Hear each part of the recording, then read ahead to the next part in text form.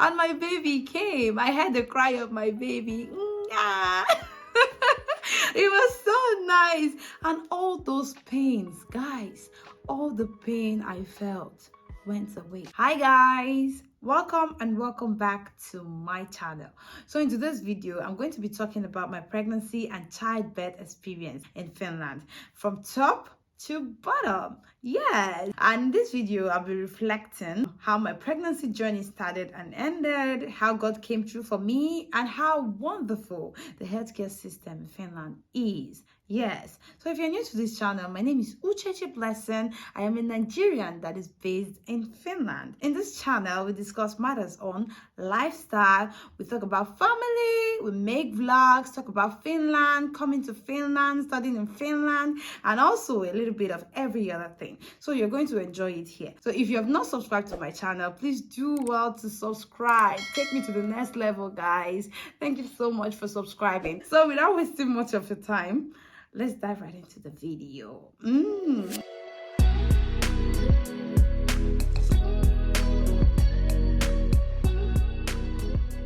So it all started at the time I discovered that I was pregnant. It was my first pregnancy in Finland, but it wasn't my first time being a mom, as I already have my baby, my first child, in Nigeria. So when I started getting the symptoms of pregnancy, I noticed it immediately, but I wasn't quite like 100% sure that it was pregnancy. So I needed a confirmation. In order to do that, I had to buy a pregnancy test strip from the pharmacy store.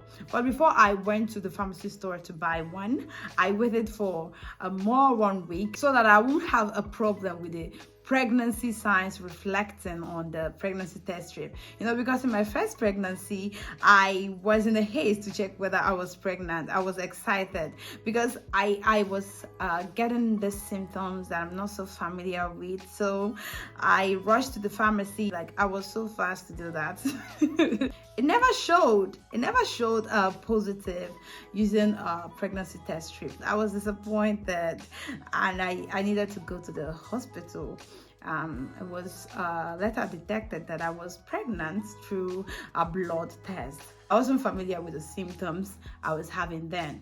But in this second one, it's a totally different case because I was familiar. So I just waited for 1 more week before I went to the pharmacy to buy the pregnancy test strip, so that at least it might show this time. I really looked forward to seeing the red line. I went to the pharmacy and I bought the pregnancy test strip after 1 week that I noticed the sign of pregnancy. On the pregnancy test strip, it's advised that you take the test early in the morning.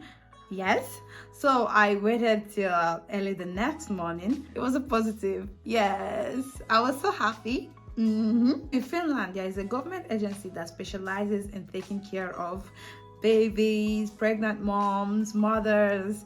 Like, they're known as the Neuvola. They are part of the healthcare system, but they are like a department on their own. Yes, the Neuvola is everything concerning children. Like, everything concerning children, they take care of it, and pregnant moms.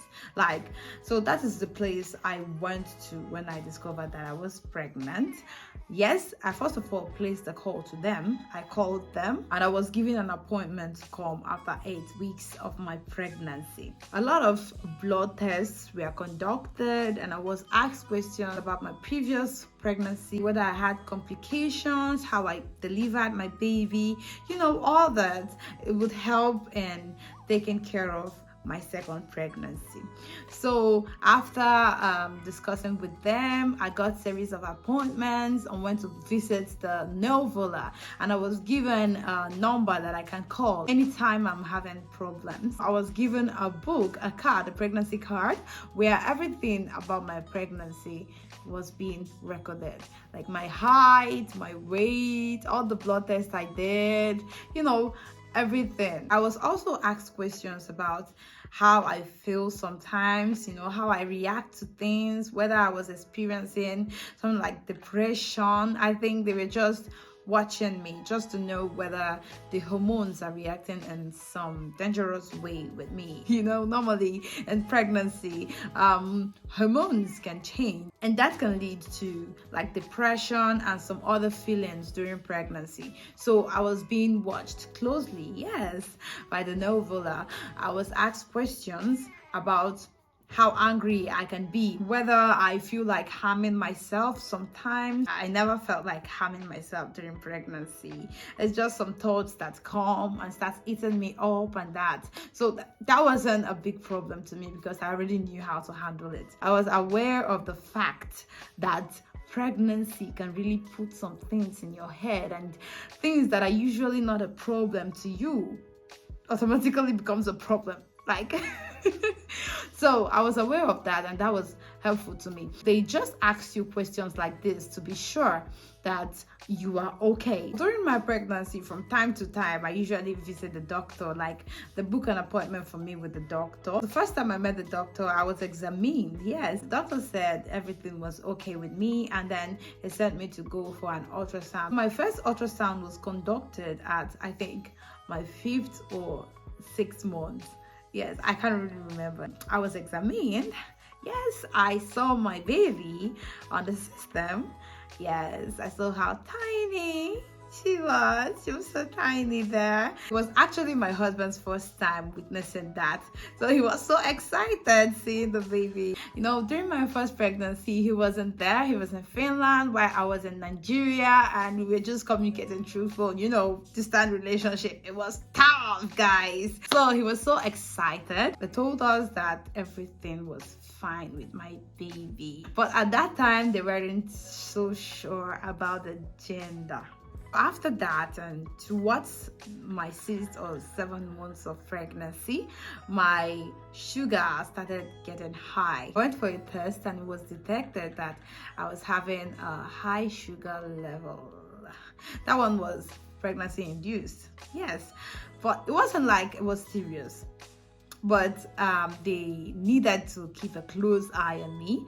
Yes, I was given a glucose meter, so I'd be using it to check my sugar level every day.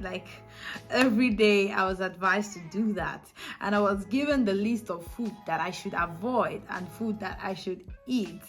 Goodness, how during pregnancy you have the urge to eat and eat and eat. It happens to me. I want to eat everything during pregnancy.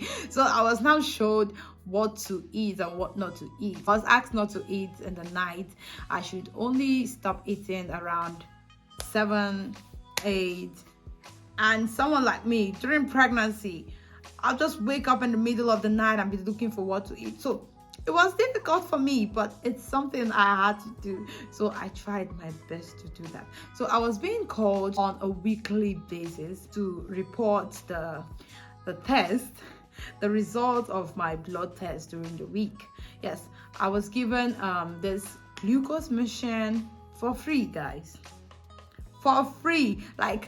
Starting from my first visit to the hospital till the last day I visited the hospital, it was all free, guys. The only thing I paid for during my pregnancy was the normal pregnancy vitamins, because I usually go to the pharmacy to get them. Yes, I just go to the pharmacy, I pay, I buy them, and then my visit to the hospital, every time I see the doctor, every time I see the nurse, even the glucose meter that was given to me, they were all free. All the tests that I took, they were free, guys. During my first pregnancy in Nigeria, it was a totally different case, guys. Every time I'm visiting the hospital as a pregnant woman, every time I'm going for antenatal, I must go with money, guys. You must go with your money. If you don't bring money, you're not going to see the doctor for that day. So I was called on a weekly basis to know the results I get from the test I was asked to do, and from there I get more advice on how to reduce my sugar intake. So during my 7 to 8 months pregnancy period, I was sent for the second ultrasound. Even these ultrasounds, I didn't pay for them, guys. So I went for my second ultrasound and my baby was already big. So we asked the doctor for my baby's gender, but the little girl didn't want to show us anything. She wanted to keep her secrets. The doctor was like, she's moving too much, she doesn't want to turn. We waited and baby refused. After my second ultrasound, I received a box of clothes from kELA. kELA is a social security institution here in Finland. Guys, I received this box from them. A box filled with baby clothes and a lot of baby items. Let me show you guys. This box contains a lot of baby items and few of the items that I will be needing after giving birth. So this is winter jacket and all these clothes, stockings. There are a lot of clothes here, tops, you have trousers, clothes that she can wear until she's 1 year old. So I was already in the hospital when I begged my husband to make this video for me. Because of how things turned out in the end, I wasn't able to make the videos. I never expected what happened to happen. This nylon contains baby brush, baby comb, pad, breast pad, and all other important things. So the baby box was so helpful to me, even though I still needed to buy more of baby items. But I was now delaying the process because I already had a box. I was now buying little by little, not knowing what was ahead, guys. You can see the bed sheets, like very beautiful bed sheets, and some blankets for winter. There are towels, like beautiful towels, and you can see the little baby bed inside the box. Guys, this is so beautiful. My husband got a job in another city, so we had to move. That was when we moved to Tampere. And here in Finland, every city have their own system of operation. When you get to a new city, you have to register with them.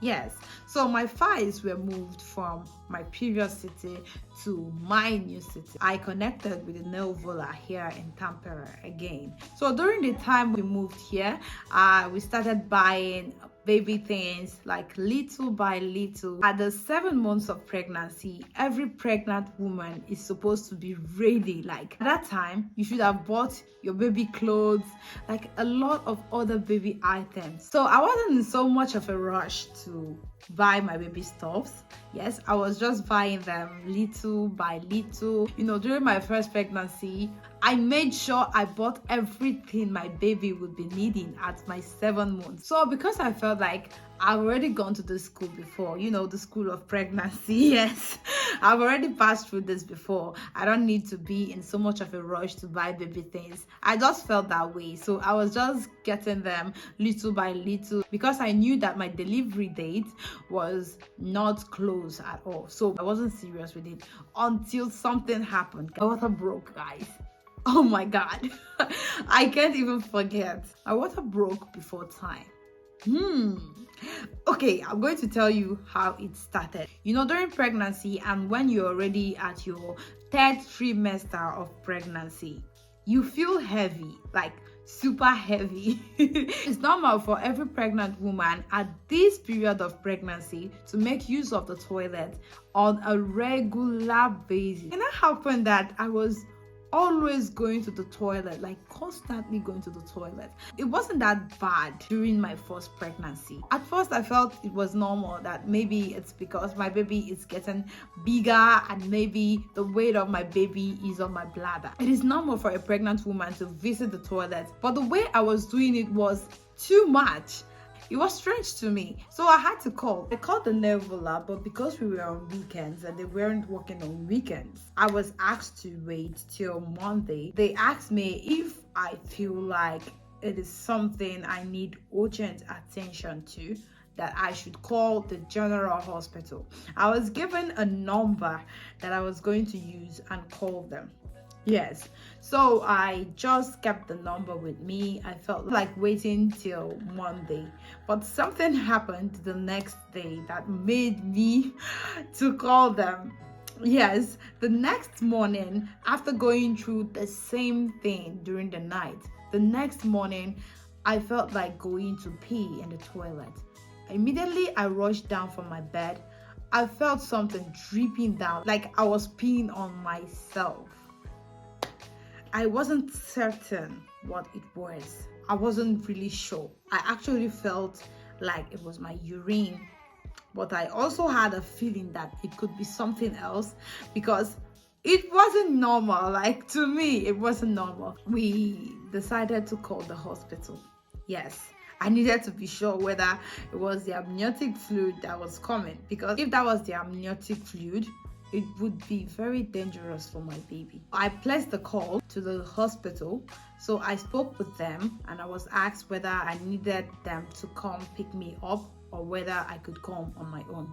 I told them yes, I was going to come. So my husband drove me there. So when we got to the hospital and we waited for the doctor, because the doctor was very busy, you know, it was during the weekend and not a lot of doctors were around in the hospital. So the doctor around was attending to a lot of people. So we waited and waited and we decided to go home. We told the nurse that we wanted to go home, but we were asked to stay back because if there was in any way amniotic fluid coming out, then I am not safe to go back.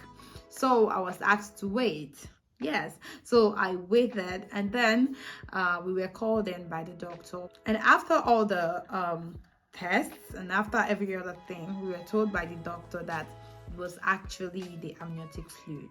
Yes, I was asked to stay back in the hospital. Guys, I stayed there for 2 weeks. Yes, they didn't allow me to go home because it was dangerous. If I got any infection, it could be of harm to my baby. So I was asked to stay back in the hospital. I stayed for 2 weeks, guys. 2 weeks. Okay, within those 2 weeks, I was fed, I was clothed, I was being taken care of. Like, I received both breakfast, lunch, dinner. I got everything from the hospital, and there were clothes, like clothes that I could wear there. Like, everything was there. My room was very big and my family were visiting me on a daily basis. Yes, so I stayed in the hospital for 2 weeks, and you know, I always prayed that I delivered the normal way. I didn't want a CS, you know, because my first pregnancy was through CS and it wasn't nice with me at all. My healing took a lot of time. I was so scared that I could have the CS and I wouldn't be able to even take care of my baby. I wanted to deliver the natural way because I've seen people that put to bed like the normal way, they just go home the next day. Goodness. But with the way my situation was, it was like a 50-50 chance. I wasn't quite sure of delivering normally. So I was scared, yes, but I was being looked after. Because I had a high blood pressure during my first pregnancy, they were constantly checking my blood pressure and it was normal, guys. During my first pregnancy, it was usually high, but this time it was just like normal. They were also checking whether I was having infections because, you know, if the amniotic fluid is coming, that means that the amniotic sac is open and they needed to take care of me very well so nothing gets in there and hurts my baby. So I was being checked regularly for any infection. They needed to manage me until I get to, like, I think 34 weeks of pregnancy. My baby's heartbeat was checked regularly just for them to know whether my baby was in good condition. Before this thing happened, my baby was like active, very active. Like, till today, I usually feel like maybe she just used her feet to open that sack because till now I don't know the reason it happened. I don't really know, but I just thank God for everything. Like, God did it for me. I was in the hospital praying. I was scared, but at the same time, I was strong. I believed that God would do it for me, and God did it, guys. And most importantly, I wish that I had delivered naturally, and it happened. I did. So after the 34th week of my pregnancy, I was told that my baby can come out at any time within this period. Yes, that if anything happens if they notice anything, then they are going to bring my baby out. And I was constantly asked if I was feeling some kind of way, if I was experiencing contractions. I wasn't having contractions. I was just getting those slight pains and all that. Until one day, one fateful evening, the nurse that came to check on me discovered that my baby's breathing and my baby's movement wasn't as good as it used to be, that it was changing. I'm good at just asking them questions. How is she doing? How is this? How is that? I'm always asking. I also noticed that they came back in the night, unlike before. Usually they'd come at midnight and then the morning of the next day. The nurse was coming to check on me more frequently, unlike before. So that changed my whole mood. I felt like something has gone wrong.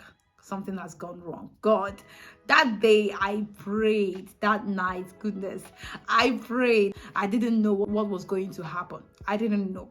So the nurse was coming to my room, checking on me from time to time until the next morning. I was having my usual contractions, the contractions that were not serious. Like, it wasn't as strong as it should be. I didn't really know what to feel that morning until the nurse came and told me that I should go see the doctor, that the doctor wants to see me. And the doctor's room was just next to mine.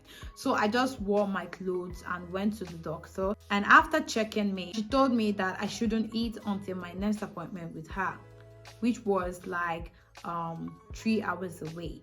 So I went back to my room. I was still having contractions, but not so serious. So after like 1 hour, the contractions got very serious. Like, it became stronger. And I felt like maybe this is it, because this time the contraction was stronger than it used to be. So even though I was feeling pains, I was also happy. I felt like maybe baby wants to come now, because I was already tired of staying at the hospital. I wanted to see my baby actually.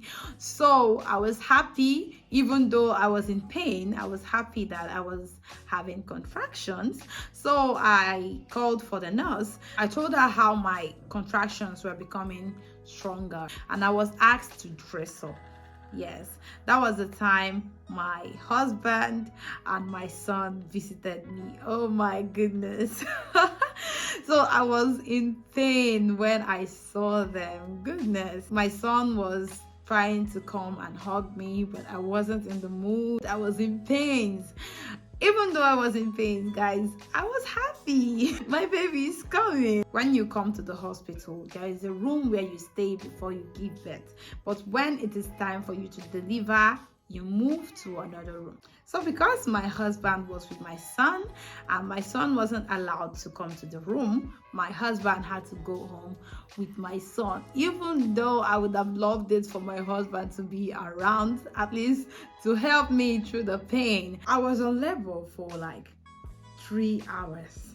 My contraction lasted for 3 hours, guys. Oh my God, it wasn't easy at all. I was given this, this ball, this big, something that I don't know the name exactly, that pregnant women usually sit on, but I couldn't sit on that. I couldn't even stand up straight. I was just crawling like on the floor. Oh my God, it wasn't easy. And then I was also given this laughing gas to inhale, but that wasn't helping it. God, it was painful. It was my first time experiencing labor, and I must tell you that labor is not easy. At some point, the contraction goes away and it starts again. It goes away for like 2 minutes, 1 minute, and then it starts again. I was just shouting, I don't God to take control. After like 3 hours, they discovered that I was 4 cm dilated. Yes, that was the time they started to inject me. They wanted to inject me, but before that time, I had this feeling like to poo, to go to the toilet and poo. But I was shy. I was so shy. I didn't want to say it. I was like, in the midst of this pain, why would I want to poo? Oh my goodness, it was my first time experiencing labor actually. So I was shy. I was just enduring and waiting for the nurse to inject me. But it came harder this time. Just as I was about to receive the epidural, guys, I had this strong urge to poo. I couldn't keep it anymore. I just had to say it. I wasn't shy anymore. I just told them I want to poo. Even the anesthetist left me. All of them went to catch the baby. I was asked to push. I pushed and pushed. I didn't push for too long, guys, and my baby came. I heard the cry of my baby. It was so nice.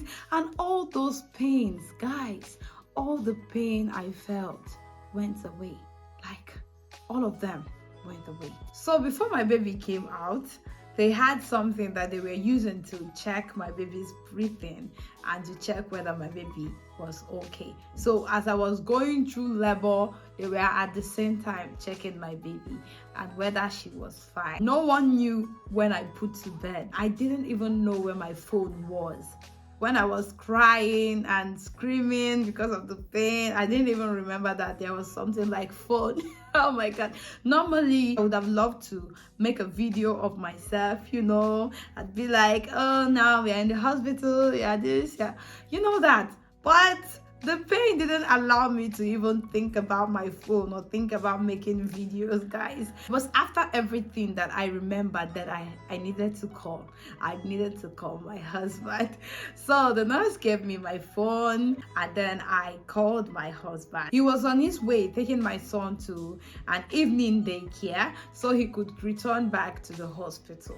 So when I called him, he was so happy. And then he came to the hospital. We were offered food to celebrate our baby. We were given wine, given food, like sandwich and all that. It was so nice. And we were then taken to my room.